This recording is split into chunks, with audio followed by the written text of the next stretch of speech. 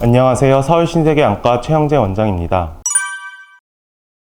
당뇨가 있다고 해서 모든 환자에게 당뇨망막병증이 생기는 것은 아닙니다. 하지만 일반적으로 혈당 조절이 잘 되지 않거나 비교적으로 잘 되더라도 당뇨병 유병 기간이 길어질수록 당뇨망막병증이 발생할 가능성이 높아집니다. 제1형 당뇨병의 경우 5년 후 약 13%, 10에서 15년 후에는 약 90%에서 당뇨망막병증이 발생하는 것으로 알려져 있습니다. 제2형 당뇨병의 경우 경구약만으로 조절하는 환자에서는 5년 후 24%, 15년 후 53%에서 발생하며 인슐린 치료를 받고 있는 경우에는 각각 40%, 84%로 발생률이 더 높게 나타납니다.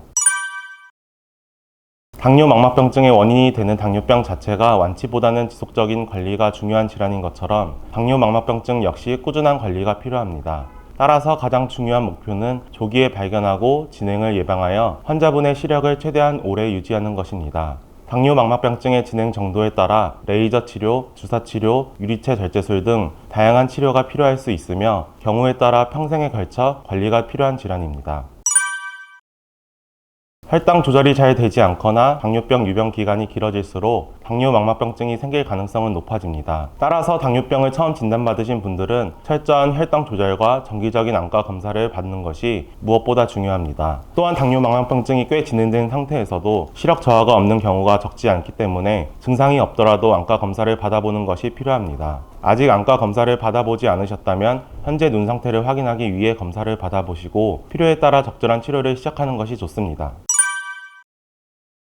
당뇨망막병증으로 진단되었다고 해서 모든 환자분이 실명하는 것은 아닙니다. 다만 당뇨망막병증의 정도가 심할수록 시력 저하와 실명 위험은 높아질 수 있습니다. 특히 증식성 당뇨망막병증으로 진행하여 유리체 출혈이나 견인망막 박리가 생긴 경우 또는 심한 당뇨 항반 부종이 동반된 경우에는 심한 시력 저하가 발생할 수 있어 적극적인 치료와 관리가 필요합니다.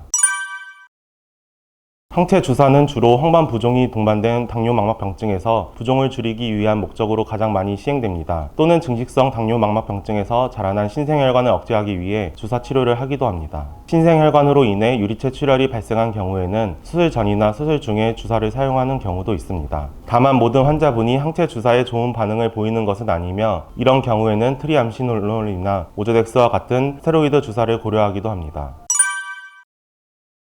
레이저 치료의 가장 큰 목적은 현재의 시력을 지키기 위한 예방적 치료에 있습니다. 레이저 치료는 증식성 당뇨망막병증이나 증식성 당뇨망막병증으로 진행할 위험이 높은 중증 비증식성 당뇨망막병증에서 시행합니다. 혈류가 충분하지 않은 망막에서 발생하는 혈관 내피 성장 인자로 인해 신생혈관이 발생하여 여러 합병증들을 발생시키는데 레이저 치료를 통해 이러한 인자의 생성을 줄여주어 이미 생긴 신생혈관이 줄어들고 새로운 신생혈관의 발생을 억제할 수도 있습니다. 따라서 유리체 출혈, 견인성 망막 박리, 신생혈관 녹내장과 같은 합병증의 발생을 줄여 장기적인 시력 저하와 실명 위험을 낮추는 데 도움이 됩니다.